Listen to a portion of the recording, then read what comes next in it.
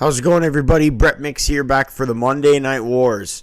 This is the WWF side. We take a look at Raw this week, and in under 10 minutes, like always, I'll have everything that happened on this Monday Night Raw here in Week 83.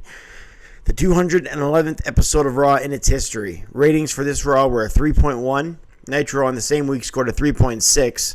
And WCW then wins for the 46th week in a row. So this Raw lost, but for the 46th straight week, but it still did a 3.1. So wrestling was pretty hot this week. Now, after this week's loss, it's 17 wins for the WWF all time in the Monday Night Wars. 17 wins, 64 losses, and 2 draws. So they want to obviously make up on that. It went on Monday night for the week of May 19th, 1997, live on the USA Network from the Mobile Civic Center in Mobile, Alabama. There were 2 secrets on this episode, both from Paul Bearer and Bret Hart, that were advertised to be answered. Jim Ross and Jerry the King Lawler opened things up on commentary. We opened it up with the Bret in the ring getting super kicked as they went off the air last week on Raw. They had Bret super kicked into the chair as he stood up, and then got super kicked onto his wheelchair as he fell back by Shawn Michaels after he told him that he pretty much just ripped him apart verbally. And Michaels hit him back with the sweet chin music. McMahon says Bret will deliver his big surprise tonight. Pyros go off. The show officially starts off with Austin's glass hitting me. And that's a theme that they're going to have to get used to. Stone Cold starting the show with his glass hitting. The fans didn't pop so much yet when the glass hit in early 97. They more so popped when they saw him on the turnbuckle. That's when they popped for Austin. It was different. But then the glass started to hit, and the pop that started to be a thing in late 97, early 98. But we're a ways away from that here in May 1997. Still over as all hell, as you can see the signs and the shirts, though. Austin gets in the ring on the mic, and he just goes to town. Shawn Michaels obviously didn't appreciate what Steve Austin had to say here. Austin makes it clear that he doesn't give a damn what HBK is all about. He just came out last week because he had a chance to hit the Hart Foundation, not to save HBK. It's good for Austin to keep his don't trust anybody moniker and stay true to his form, not trusting anybody, doesn't like anybody. Even if it's a babyface, he's not going to start, kissing babies and shaking hands. He's not going to start doing the president walk, you know what I mean? So Stone Cold's obviously sticking to his character. Shawn walks to the ring and has a stare down with Austin. HBK says he also hates the Hart Foundation, but both men say that they don't need the other one. This is a good promo between Shawn and Stone Cold. They both threaten each other and get pops when they say their offensive lines to the other. Shawn had more of the ladies, but Austin had more of the men in the audience. Just like their match at King of the Ring coming up. That's how it would be in that match too.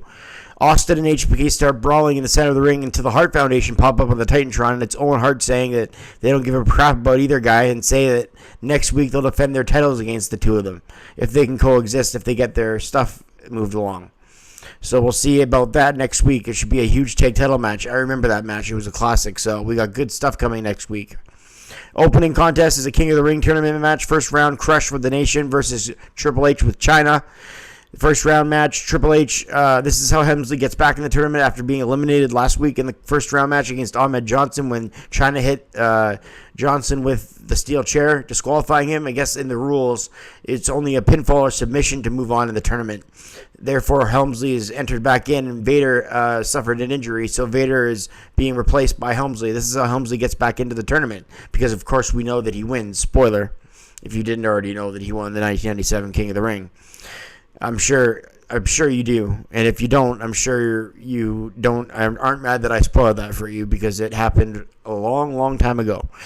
Helmsley gets to be in only because of the pin or submission rule, as I just said. Crowd is kind of dead for the match because it's heel versus heel. Kind of rare that you get 2 heels going at it to open Raw, but that's what happened. Triple H won at 3:55 when he ducked, and Savio went to hit Triple H but hit Crush instead as the official was distracted by China on the outside. He gave it a quarter of a star. Helmsley moves on to the second round of the King of the Ring. Next up, we got Bob Holly in his hometown of sorts here in Mobile, Alabama, taking on Owen Hart, who has Neidhart and the Bulldog with him. Non-title match. Fans chant because Owen Hart has the tag team titles, he has the IC title, and he has both of his Slammies. Fans chant USA for Holly, who still has his spark plug dark long hair and he's in his purple attire. Owen slams Holly to the mat and jumps off with a diving elbow drop. Holly used to come to this arena, I guess, when he was a kid. An inside cradle got reversed. Ross screams, Bob Holly, Bob Holly, Bob Holly. That's not a good impression, but that's what he screamed because it was an underdog victory with a victory roll. Caught Owen off guard, and Holly wins with a big upset victory. Star in 3/4. Not sure why they made Holly go over Owen hard here. Very weird. Same with the booking of the first match, Triple H versus Crush. Why can't you just find another face for Triple H to beat? I don't get it. Either way, Sonny in the Super Soaker commercial plays. Shamrock is standing next to HBK, who picked him to be his partner. If it's allowed versus Bulldog and Owen next week. Jim Ross has the very famous sit-down with Mankind interview that he starts here in this episode. Mick Foley got much more over. Same as Goldust when he did his Dustin Runnels interview from the week before with the sit-down interview with JR. So that's a theme, and it's getting guys like Goldust and Mankind, two former heels that are now being baby faces or starting to be known as faces. Mankind's just turning slowly right now into a face. So they're getting the fans to know a little bit about both men. So I thought that was a good move. Scott Taylor took on Leif Cassidy. The story here is Cassidy, who we know is Al Snow. He's been losing all the time, and now he loses to a jobber by inside cradle. Again, 1.25 I gave it. Taylor wins at 240. Taylor, as we know, is Scotty Too Hotty. So he beats Al Snow, who was going by Leif Cassidy, and Cassidy, after the match, goes crazy because he's jobbing. Now he's jobbing to jobbers. So he's going really crazy. Austin backstage looks for a partner and opens up Sable's dressing room when she happens to be changing. And only an Austin 316 shirt is covering her breasts. And then Austin walks in after and said, "Hey, did you say something? Just wondering." Trying to catch her undressed. Funny stuff. The Hitman is next, and he's going to talk about his surprise. He says Americans are no better than Shawn Michaels or Steve Austin. Brett says his big surprise is that he's going to return at the King of the Ring to face Shawn Michaels. And Shawn Michaels pops up on the Titantron and says, "Hey, Brett, you couldn't beat me in 60 minutes. What makes you think you're going to beat me in 10? Because Brett said, if you don't beat you in 10 minutes, I'm not going to wrestle in America again." A theme that they use later at SummerSlam. But Shawn said, "You couldn't beat me at 60 minutes. What makes you think you can beat me at 10? You couldn't do many things in 10 minutes." As the crowd, oh, and on. And he says, "Even though I know you've been having sunny days as of late." Ooh, that's, you don't have to think too hard to know what that means. HBK wants everyone in the Hart Foundation handcuffed to the ring.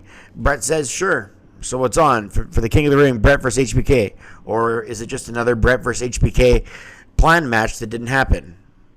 It's the second one. Rockabilly with the Honky Tonk Man took on Goldust with Dakota and Marlena. Goldust introduced his daughter, and she came around at the ringside.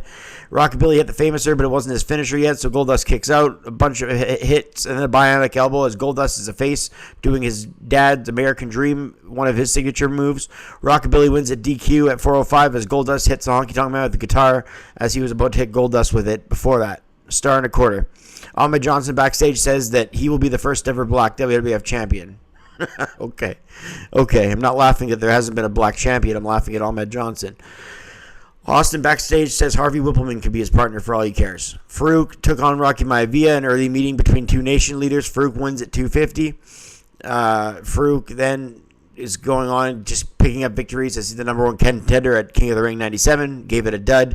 Taker cuts a promo and says it's not the time to join Paul Bearer. So Paul Bearer says, "You know what? I'm going to give you 7 days." So next week on Raw, we got that to look forward to. Will Undertaker say what join Paul Bearer, or will Paul Bearer spoil and tell us the secret that the Undertaker's hiding? Stone Cold took on Neidhart in the main event from the Hart Foundation. They slugged it out for about 1:51, but then all of a sudden Austin won by DQ as Pillman came in with a crutch. Then HBK clears the ring. Then Austin and HBK bump into each other as they're brawling again. This episode scores a quality rating of 6.5 out of 10 because it had intriguing storylines with Austin and HBK at it. Both guys on the mic, both guys in the ring. It really was entertaining with the Hart Foundation all the way around, literally around, because they're going to be handcuffed to ring posts in the supposed match that actually doesn't happen. Plus, we got inside depth look of guys like Mankind and Goldust. So Raw in 1997 was getting just that, Raw. It was getting real, emotional, playing on emotions, getting inside characters' mindsets, pushing the right guys, and a lot of entertaining stuff, even if the matches weren't great. So hit like and subscribe if you're enjoying these reviews. I'm Brett Mix. We'll see you on the next one. I'm out.